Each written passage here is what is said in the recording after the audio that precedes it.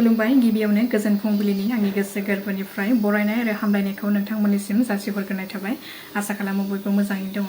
नोंथांमोननि थाखाय आं मोनसे गोदान खौरां लानानै नुजाथिफैलायबाय। आसा खालामो नोंथांमोना खौरांखौ जोबजासिम खोनासंलांगोन। मैया फुंबिलिनि समावनो हाग्रानि मैदेरनि गाग्लोबनायाव सासे बैसोगोरा आइजोनि जिउ खहा जायो। जाथायनि सोमोन्दै मिथिनो हानाय बादिब्ला गलाघाट जिल्लानि बर' फोथारनि 8 नं वार्डनि कालिबारि ओनसोलनि सासे सेफाली देबनाथ मुंनि बैसोगोरा आइजोआ फुंबिलि समाव बेरायनो थाखाय थांदोंमोन। नाथाय बे समावनो हाग्रानि मैदेरा हरखाब ओंखारबोनानै आइजोखौ गाग्लोबो। जायनि जाहोनाव आइजोआ गाग्लोबनाय समाव आइजोनि गाबख्रावनायखौ खोनानानै खारबोनाय बाबुल पाल मुंनि सासे 67 बोसोर बैसोनि सुबुङाबो हाग्रानि मैदेरनि गाग्लोबनायजों जोखोम जायो। जाथाय जानाय उनाव जायगानि सुबुंफोरा गोब्राब हालोदाव सेफाली देबनाथ आरो बाबुल पालखौ फाहामथायनि थाखाय देहा फाहामसालियाव लानानै थांदोंमोनब्लाबो नाथाय सेफाली देबनाथआ देहा फाहामसालियावनो रुंसारि जायो। जायगानि सुबुंफोरा फोरमायथिनाय बादिब्ला थांनाय मंगलबाराव मोनानि समाव फैनानै थाफैनाय माथाम हाग्रानि मैदेरखौ जायगानि सुबुंफोरजों लोगोसे हाग्रा बिफाननि मावथिफ्रा होहरदोंमोन। नाथाय मैया हरखाब फिन फुंबिलिनि समाव फैफिननानै बेरायनो थांनाय समाव मैदेरा फैनानै बे दुखुनांथाव जाथाया जादों होननानै फोरमायदों।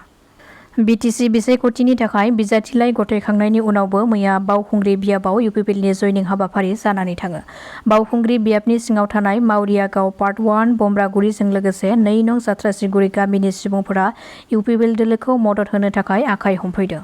इएम रनजित बसुमतारिनि नुजाथिनायाव बे जयनिं जानाय हाबाफारिया जानानै थाङो। बेजों लोगोसेनो हाग्रामा महिलारि बिथांनि हेंथायै बाथ्रा बुंनायखौबो नुनो मोननाय जादों।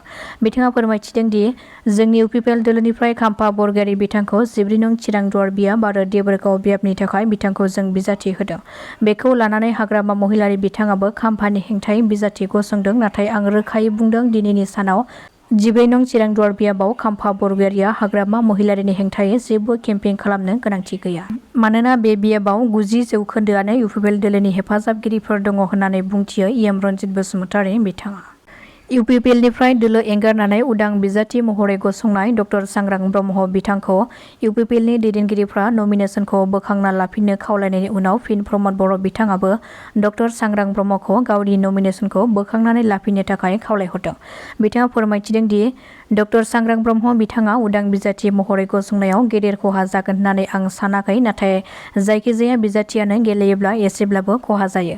बेखायनो आं खावलायदों ड सांग्रां ब्रह्मआ दोलो हिसाबै डिसिप्लिनाव थानो नांगौ आरो बिथाङा उदां बिजाथि महरै गसंदोंब्लाबो बेखौ बोखांनानै लानो नांगौ। बेखौ दोलोनि जानानै बिथांखौ आं खावलायदों आरो जों लुबैयो बिथाङा मोनसे डिसिप्लिनाव थानानै इयुनाव बिथाङा गोबां खामानि मावनो हानायनि गोहो दङ। जेराव बिथाङा जिहेतु दासो ओंखारहांनाय खामानि मावग्रा दैदेनगिरि बेखायनो बिथांखौ खावलायदों बिथाङा दोलोनि जानानै डिसिप्लिनाव थायोब्ला मोजां होननानै गावनि बिबुंथिनि गेजेरजों फोरमायदों सिएम प्रमद बर' बिथाङा। कामरुप आमिनगावआव कौटि रांनि फेग्रा मुवा एबा ड्राग्स बोखांनो हादों पुलिसआ। कामरुपनि पुलिस बिबानगिरि कल्याण कुमार पाठकनि दैदेननायाव पुलिस हान्जाया मोनसे गोख्रों सिग्रोमनाय हाबाफारि लानाय जादोंमोन। जेराव बे हाबाफारि लानायनि गेजेरजों खमैबो 8 कौटि रांनि ड्राग्सफोरखौ बोखांनो हायो। बे बोखांनो हानाय ड्राग्सनि लिरथाया 910 ग्राम आरो बे जाथायजों सोमोन्दो थानाय सानै सुबुंखौबो खानो हायो। खाजानाय सुबुंनि सिनायथिखौ सासेखौ गगु स्वान्टक आरो गुबुन सासेखौ सैलान फाइपे होननानै सिनायथि होदों। बिटिसि बिसायख'थिनि थाखाय बिजाथिफोरनि नमिनेसन गथायनाया जोबनानै थांबाय। बिटिसिनि गासै मोन 40 बियाबफोरनि गासै 384 बिजाथिफोरा नमिनेसनखौ गथायदों। बेनि मादाव कक्राझाराव 132 बिजाथिफोरा नमिनेसनखौ गथायदों आरो उदालगुरियाव गासै 74 बिजाथिफोर, बाक्सायाव 64 बिजाथि, चिराङाव सा 64 बिजाथिफोर आरो तामुलपुराव गासै सा 50 बिजाथिफोरा नमिनेसनखौ गथायदों। पाकिस्ताननि कुवेटायाव गिख्रंथाव बमा बेरनाय जाथाय। जाथायनि सोमोन्दै मिथिनो हानाय बादिब्ला पाकिस्ताननि कुवेटा सोहोराव राजखान्थि हान्जानि मोनसे रेलि खालामनाय हाबाफारि लानाय समावनो गिख्रंथाव बमा बेरनाय जाथाय जादों। जायजों खमैबो सा 11 सुबुंफोरनि जिउ खहा जायो आरो सा 30 सुबुङा गोब्राबैनो जोखोम जायो। नाथाय बे बमा बेरनायनि गुबै जाहोनखौ नायबिजिरदोंब्लाबो रोखायै मिथिनो मोननाय जायाखै। बिजेपिनि एमपि दिलीप शइकियाया बड'फा उपेन्द्र नाथखौ असनमान खालामदों। बे खोथाखौ बुंदों एमएलए रबिराम नार्जारिया। बिथाङा फोरमायथिदों दि बावैसो सान सिगाङाव दिलीप शइकियाया समाजारि बिजोङाव बड'फाखौ मान होनानै बड'फा जोनोम जानाय जायगा एबा दतमायाव बिजेपि दोलोनिफ्राय बिजाथि फसङा होननानै बुंदोंमोन। नाथाय बेनि अखानायैनो दतमायाव बिजेपि दोलोनि बिजाथि महरै फसंदों।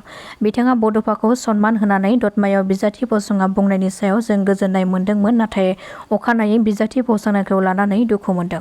थारैनो बिथांमोना बड'फाखौ मा होननानै बुजायनो नागिरदों आरो बिथांमोना थारैनो बड'फाखौ सनमान होआ नामा होननानै सोंथि खालामदों आरो बेबादि खालामनाया बर' रायजो राजाफोरखौ असनमान खालामनाय जादों होननानै आं सानो होननानै बुंथियो रबिराम नार्जारि बिथाङा। चिरां जिल्ला बिसानि गेजेराव बेले-बेजे थासारि सोमजिदों। बेले-बेजे सोमजिनायनि सायाव चिरां जिल्ला बिसाया मोनसे जयै सावरायमेल लानायनि गेजेरजों चिरां जिल्ला बिसानि आफादगिरि बिबिका बसुमतारीखौ बिबाननिफ्राय बोख्लायबाय। बे बिबान बोख्लायनायनि सायाव चिरां जिल्ला बिसानि महरगिरिफ्रा गोबां अजद दैखांदों। बिथांमोना अजद होनाय बादिब्ला बिथाङा आफादगिरि बिबानाव थानानै बिसानि संबिजितनि खान्थिनि बारगा खामानि मावनायनि थाखाय बिथांखौ बिबाननिफ्राय बोख्लायबाय। बेजों लोगोसेनो बिथाङा गावनि गोसो बायदिसो खामानि मावो जायखौ लानानै चिरां जिल्लानि महरगिरिफ्रा खुद्रिखांदों। बेनि अनगायैबो बिथाङा कारापसन खालामदों एबा बिसानि मुङै गोबां सुबुंफोरनिफ्राय रां लाबोनानै बिसाखौ बदनाम खालामदों आरो बेनि फोरमानबो जोंनाव दङ, बेखायनो बिथांखौ जों बिबाननिफ्राय बोख्लायबाय होननानै मिथिहोदों बिथांमोना। रायमना गामिनि सिमसन बसुमतारी मुंनि सासे सुबुङा थांनाय मंगलबारनिफ्रायनो न'निफ्राय गोमानानै दङ। न'खरनि सुबुंफोरा फोरमायथिनाय बादिब्ला सिमसन बसुमतारीनि खर'नि थासारिया बांद्राय मोजां नङा। बेखायनो सावगारियाव नुनाय सिमसन बसुमतारीखौ सोरबाफोर बहाबा नुसनबायदोंब्ला 9954040315 बे जानबुं नम्बराव खौरां हरनो थाखाय खावलायहरदों न'खरनि सुबुंफोरा। दासिमनि खौराङा एसेनोसै। नोंथांमोना खौरांखौ नायनानै मोजां मोनदोंब्ला चेनेलखौ साबस्क्राइब खालामनानै लानो हागोन। गोजोन्थों।